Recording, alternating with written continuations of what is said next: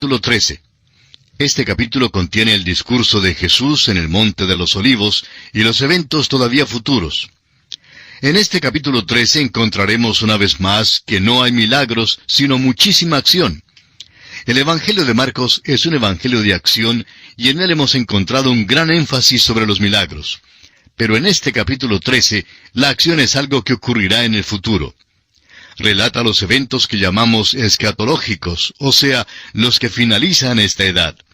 Se da también los eventos catastróficos que caracterizarán la gran tribulación. Y se describe la segunda venida de Cristo en forma muy gráfica. Esta es una acción relacionada con el poder divino, un poder mucho más grande que el poder atómico. El discurso del Monte de los Olivos que encontramos en este capítulo es un relato paralelo al relato que da Mateo, pero en una versión más breve que la de Mateo. El hecho es que es una edición resumida. Esta brevedad en sus descripciones caracteriza casi todo el Evangelio de San Marcos, excepto algunos casos notables donde Marcos da el relato más largo en cuanto a ciertos incidentes. Pero en general tiene la costumbre de abreviarlo todo y de presentar una acción veloz. Veamos ahora el bosquejo de este capítulo 13. Primero, la presentación de las preguntas de los discípulos a Jesús en la cumbre del Monte de los Olivos, versículos 1 al 4. Segundo, el panorama de esta edad, versículos 5 al 7. En tercer lugar, la persecución precedente a la gran tribulación, en los versículos 8 al 13. En cuarto lugar, la profecía en cuanto a la gran tribulación, versículos 14 al 23. Quinto, la segunda venida de Cristo, versículos 24 al 27. En sexto lugar, la parábola de la higuera, versículos 28 al 33. Y en séptimo y último lugar, el programa para el pueblo de Dios, versículos 34 al 37. Comencemos pues con el primer punto, la presentación de las preguntas de los discípulos a Jesús. Leamos el primer versículo de este capítulo 13 de Marcos. Saliendo Jesús del templo, le dijo uno de sus discípulos, «Maestro, mira qué piedras y qué edificios». Vemos aquí un ejemplo de cómo puede haber un falso concepto de algún pasaje de las Escrituras. Uno naturalmente hace la pregunta, ¿qué hay en lo recóndito del pensamiento de todo esto? No tenemos ninguna indicación del motivo para que los discípulos hicieran tal declaración. En realidad, tenemos que volver a Mateo capítulo 23, versículo 28, para enterarnos del motivo. Jesús había pronunciado una desolación venidera sobre el tiempo. Los discípulos estaban confundidos porque había una grandiosidad y gloria difíciles de emular en el templo y en los edificios aledaños. Ellos querían asegurarse de que Jesús se hubiera fijado en ese aspecto. Por tanto, le dicen, «Maestro, qué piedras y qué edificios». Notemos la respuesta de Jesús en el versículo 2. Jesús respondiendo le dijo, «¿Ves estos grandes edificios? No quedará piedra sobre piedra que no sea derribada». Jesús les hace una pregunta. Ellos le habían pedido que mirara los edificios porque no querían que Él no los notara. Ahora Jesús les hace la pregunta, ¿realmente los ven? Jesús está enseñando aquí una gran lección espiritual. Quizá usted vive, o por lo menos ha estado alguna vez, en una de nuestras grandes ciudades de nuestro continente, y ha podido notar los grandes edificios que se elevan por todas partes. Y al contemplar las enormes edificaciones de nuestro tiempo, bien podríamos hacer la misma pregunta de aquel discípulo de Jesús. ¿No ve todos estos bellos edificios? Son nuevecitos y son bellos. Pero, amigo oyente, cuando contemplamos una edificación, ¿qué es lo que realmente vemos? Vemos su belleza, su resistencia, su estabilidad y su durabilidad. Nos parece que estarán allí por un tiempo larguísimo, a menos que venga un terremoto de aquellos fuertes. En realidad, estos edificios son pasajeros. Una verdadera perspectiva nos permitiría ver que ni una piedra quedará sobre otra. Es verdad que estos edificios son hechos de acero y hormigón, pero aún así es seguro que algún día se van a venir abajo. El apóstol Pablo declaró esta gran verdad espiritual en su segunda carta a los Corintios, capítulo 4, versículo 18, de esta manera. No mirando nosotros las cosas que se ven, sino las que no se ven, pues las cosas que se ven son temporales, pero las que no se ven son eternas. Amigo oyente, esa es una gran verdad. ¿Sabía usted que Nabucodonosor caminaba por la Gran Babilonia en su tiempo, y viendo toda su gloria dijo, ¿no es esta la Gran Babilonia que yo he edificado? Pero, ¿ha visto usted un cuadro de las ruinas de Babilonia hoy en día? No hay allí nada de qué jactarse.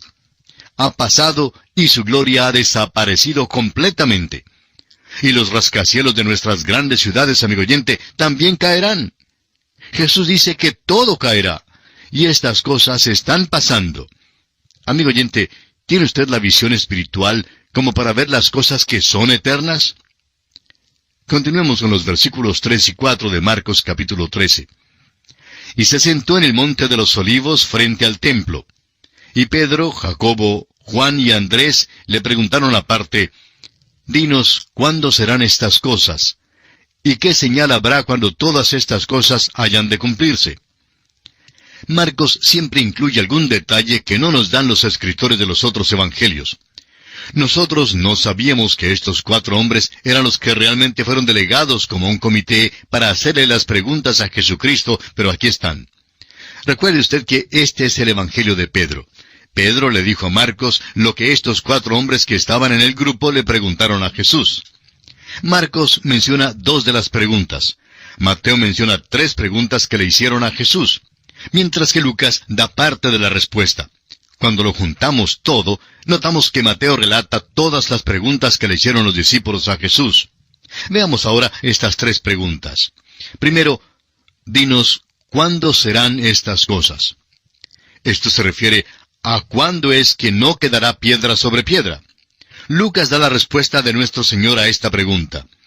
La segunda pregunta es, ¿qué señal habrá de tu venida? Y la tercera pregunta, ¿qué señal habrá del fin del siglo? Mateo y Marcos dan la respuesta de nuestro Señor a las 2 últimas preguntas. Mateo la da con mucho más detalles que Marcos, pero consideraremos el énfasis que le da Marcos. Recuerde usted que Marcos está escribiendo este evangelio para los romanos, y por eso destacará todo aquello que revela poder, acción y drama. Y encontraremos aquí mismo muchas de esas cualidades. Leamos los versículos 5 al 7 de Marcos 13. Jesús, respondiéndoles, comenzó a decir, «Mirad que nadie os engañe, porque vendrán muchos en mi nombre diciendo, Yo soy el Cristo, y engañarán a muchos. Mas cuando oigáis de guerras y de rumores de guerras, no os turbéis, porque es necesario que suceda así, pero aún no es el fin». Encontramos que esta es una amonestación continua, una amonestación contra los falsos cristos. Algunos pensarán que esto no presenta ningún peligro en el día de hoy, pero nosotros creemos que es muy pertinente ahora mismo. Por ejemplo, el Cristo de los liberales teológicos es un anticristo, no es el verdadero Cristo. Algunos pueden pensar que ellos predican el Cristo de la Biblia, pero no es así. Según las declaraciones de ellos, el Cristo que predican no nació de una virgen, nunca hizo milagros, no derramó su sangre por los pecados del mundo, no fue levantado corporalmente del sepulcro, no subió al cielo ni viene de nuevo corporalmente. Amigo oyente, no hay un Cristo así en la Biblia. El Jesús de la Biblia nació de una virgen e hizo milagros, derramó su sangre por los pecados del mundo. Eso es lo que la Biblia dice, y la Biblia contiene los únicos documentos de índole histórica con respecto a Jesús. La Biblia sostiene todos estos hechos cardinales de la fe. Los liberales hablan de otro Cristo, de otro Jesús, y cualquiera otro, amigo oyente, es un anticristo. Escuche usted las palabras del evangelista Juan en su primera carta, capítulo 2, versículo 18. Dice él, «Hijitos, ya es el último tiempo, y según vosotros oísteis que el anticristo viene, así ahora han surgido muchos anticristos. Por esto conocemos que es el último tiempo». Hay muchos anticristos, amigo oyente. Le hemos hecho notar el Cristo de los liberales, pero hay muchísimos Cristos falsos hoy en día, y cada uno de ellos alega ser el Cristo. Según nos dicen, un fundador de una religión en el sur del estado de California, en los Estados Unidos, alega hoy que a él le es posible hacer lo que Cristo pudo hacer. Uno de los Beatles, por ejemplo, alegó que ellos eran más populares que Cristo, y que les era posible hacer mucho más que lo que Cristo pudiera hacer para nuestros tiempos. Hay muchos anticristos en el mundo, y nuestro Señor hizo bien en amonestarnos en cuanto a ellos. Y luego, las guerras, como los falsos cristos, caracterizan toda la edad. Ningún creyente debe perturbarse por causa de las guerras. No son señal del fin de la edad. Ni anticristos ni guerras indican que estamos al fin de la edad. Cuando decimos anticristos, no nos referimos al anticristo final. Todos estos falsos cristos señalan a ese anticristo, al anticristo final. Y pasamos ahora a considerar la persecución precedente a la gran tribulación. Leamos el versículo 8 de este capítulo 13 de Marcos. Porque se levantará nación contra nación y reino contra reino, y habrá terremotos en muchos lugares, y habrá hambres y alborotos. Principios de dolores son estos. Hoy en día el hombre cree que es tan civilizado y que tiene tantas cosas y que está haciendo del mundo un lugar maravilloso. Pero de repente descubre que está contaminando el mundo y que lo va a hacer inhabitable. Y que antes que pase mucho tiempo, a menos que se rebaje el gran aumento de nacimientos, la humanidad morirá de hambre. La Biblia dice, amigo oyente, que vendrán las aflicciones y las hambres. Es interesante que este libro que los hombres han despreciado es tan exacto en cuanto a todo. Hace unos pocos años que los hombres creían que la ciencia resolvería todos los problemas del mundo. Ahora sabemos que la misma ciencia ha creado tales problemas que ni la ciencia ni el mundo pueden resolver. Aún Bernard Shaw tuvo que decir, la ciencia en la cual yo confiaba absolutamente ha fallado. Y ustedes están viendo a un ateo que ha perdido su fe. ¡Qué tragedia! Permítanos decirle, amigo oyente, que estas son las cosas que caracterizarán el fin de la edad. Leamos ahora los versículos 9 y 10 de este capítulo 13. Pero mirad por vosotros mismos, porque os entregarán a los concilios, y en las sinagogas os azotarán, y delante de gobernadores y de reyes os llevarán por causa de mí, para testimonio a ellos. Y es necesario que el Evangelio sea predicado antes a todas las naciones. Ahora no creemos que esté hablando aquí en cuanto a la iglesia.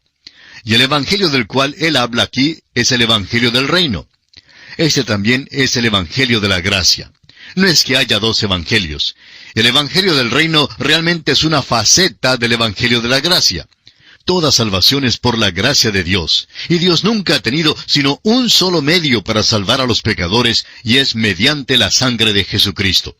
Pero el Evangelio del reino acentuará el mensaje de arrepentíos porque el reino de los cielos se ha acercado. En otras palabras, Él viene. Y cuando ellos lo digan en aquel día, será en el período de la gran tribulación.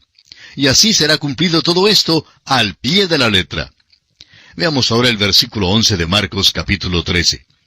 Pero cuando os trajeren para entregaros, no os preocupéis por lo que habéis de decir, ni lo penséis, sino lo que os fuere dado en aquella hora, eso hablad, porque no sois vosotros los que habláis, sino el Espíritu Santo. Esto no es un versículo que pueda usar un predicador perezoso como una excusa para no preparar un sermón.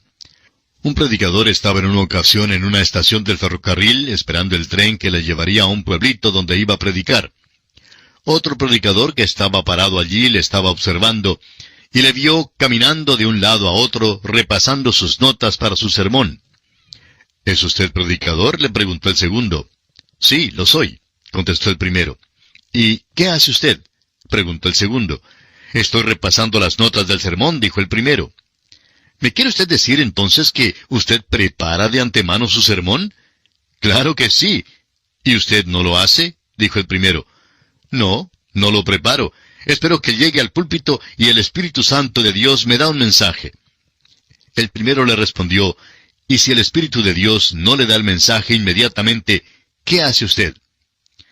Bueno, contestó el segundo, simplemente improviso con unas palabras hasta cuando me lo dé. Amigo oyente, temo que haya muchos predicadores hoy en día que simplemente improvisan con palabras. Pero este versículo no está hablando en cuanto a eso. Se refiere a aquel día cuando los 144,000 de la nación de Israel serán testigos. Este es un mensaje para aquellos en aquel entonces.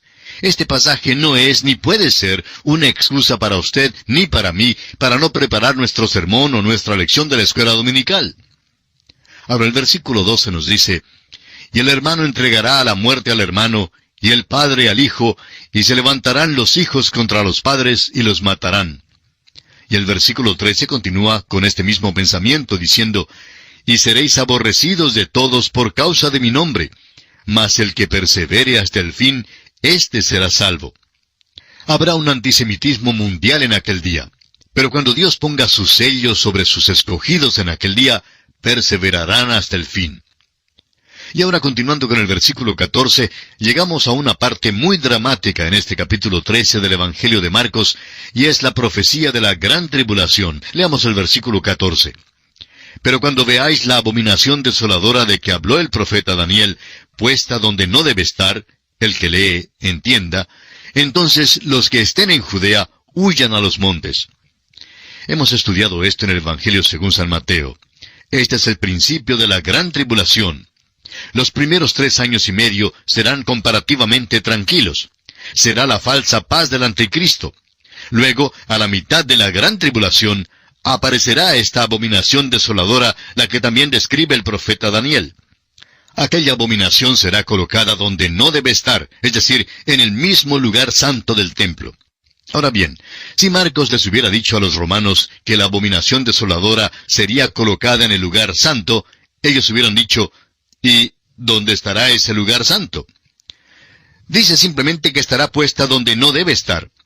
Eso también nos es más comprensible a nosotros hoy en día, es decir, a muchos de nosotros, porque necesitamos comprender que el lugar santo fue dado solamente a la nación de Israel. Fue un lugar específico en la tierra. Las iglesias no tienen un lugar santo. Leamos ahora los versículos 15 al 22 de Marcos capítulo 13. El que esté en la azotea no descienda a la casa, ni entre para tomar algo de su casa, y el que esté en el campo no vuelva atrás a tomar su capa. Mas ay de las que estén encintas y de las que críen en aquellos días. Orad pues que vuestra huida no sea en invierno, porque aquellos días serán de tribulación, cual nunca ha habido desde el principio de la creación que Dios creó, hasta este tiempo ni la habrá. Y si el Señor no hubiese acortado aquellos días, nadie sería salvo. Mas por causa de los escogidos que Él escogió, acortó aquellos días. Entonces, si algunos dijere, mirad, aquí está el Cristo, o mirad, allí está, no le creáis. Porque se levantarán falsos cristos y falsos profetas, y harán señales y prodigios para engañar, si fuere posible, aún a los escogidos. Este, amigo oyente, es el principio de la gran tribulación. Estos serán días terribles. Luego el Señor sigue dando la señal de su venida. Leamos los versículos 24 al 26. Pero en aquellos días, después de aquella tribulación, el sol se oscurecerá, y la luna no dará su resplandor, y las estrellas caerán del cielo, y las potencias que están en los cielos serán conmovidas. Entonces verán al Hijo del Hombre, que vendrá en las nubes con gran poder y gloria. No son nubes de lluvia las que Cristo describe, son nubes de gloria. Esa es la gloria Shekinah, la misma que como columna de nube y columna de fuego guió a los israelitas por el desierto, y la misma que luego llenó su arca y su templo. Creemos que aquella será también la señal del Hijo del Hombre en el cielo. Ahora el versículo 27 de Marcos 13 dice, Y entonces enviará sus ángeles, y juntará a sus escogidos de los 4 vientos, desde el extremo de la tierra hasta el extremo del cielo. Este no es el rapto de la iglesia. Él no va a enviar a sus ángeles a juntar a los creyentes, porque ya los creyentes habrán sido arrebatados en las nubes para recibir al Señor en el aire. Esto es lo que nos dice Pablo en su primera carta a los Tesalonicenses, capítulo 4, versículos 16 y 17. Porque el Señor mismo con voz de mando, con voz de arcángel y con trompeta de Dios, descenderá del cielo, y los muertos en Cristo resucitarán primero. Luego nosotros, los que vivimos, los que hayamos quedado, seremos arrebatados juntamente con ellos en las nubes para recibir al Señor en el aire, y así estaremos siempre con el Señor. Nuestro tiempo, amigo oyente, se ha agotado y tenemos que detenernos por hoy. Tenemos aún 2 aspectos por considerar en este capítulo 13, pero lo haremos Dios mediante en nuestro próximo programa. Que Dios le bendiga, es nuestra ferviente oración. Continuamos hoy, amigo oyente, nuestro viaje por el Evangelio según San Marcos. En nuestro programa anterior dejamos pendiente 2 aspectos en nuestro estudio del capítulo 13 de este Evangelio, y vamos a considerarlos en esta oportunidad. El primero de ellos es la parábola de la higuera. Leamos los versículos 28 al 33 del capítulo 13. De la higuera aprended la parábola. Cuando ya su rama está tierna y brotan las hojas, sabéis que el verano está cerca. Así también vosotros, cuando veáis que suceden estas cosas, conoced que está cerca, a las puertas. De cierto os digo que no pasará esta generación hasta que todo esto acontezca. El cielo y la tierra pasarán, pero mis palabras no pasarán. Pero de aquel día y de la hora nadie sabe, ni aun los ángeles que están en el cielo, ni el Hijo, sino el Padre. Mirad, velad y orad, porque no sabéis cuándo será el tiempo. Hemos dicho antes que la higuera habla de la nación de Israel. Reconocemos que hay un desacuerdo aquí y en realidad no importa que haya quienes no estén de acuerdo con nosotros y que crean que la higuera simbolice otra cosa. Personalmente creemos que hay suficiente escritura que revela con claridad que la higuera simboliza la nación de Israel. Después de todo, Israel es el reloj de Dios. Él dice que debemos mirar la higuera. El reloj de Dios no es un Omega o un Longines, sino Israel. Eso es lo que dice aquí. Y les manda que velen. El último aspecto en consideración en este capítulo 13 del Evangelio según San Marcos es el programa para el pueblo de Dios. Leamos los últimos versículos de este capítulo 13, versículos 34 al 37, que dicen así: Es como el hombre que yéndose lejos dejó su casa y dio autoridad a sus siervos y a cada uno su obra, y al portero mandó que velase. Velad pues, porque no sabéis cuándo vendrá el Señor de la casa, si al anochecer, o a la medianoche, o al canto del gallo, o a la mañana, para que cuando venga de repente no os halle durmiendo. Y lo que a vosotros digo, a todos lo digo: velad.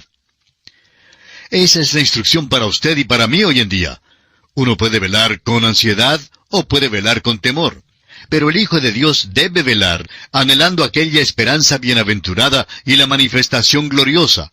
Esa es la alegría y la expectación del creyente. En aquel día, en la tierra habrá gran temor, pero el velar del creyente será con gran gozo y muy alejado de cualquier ansiedad. Y así concluye el capítulo 13 del Evangelio según San Marcos.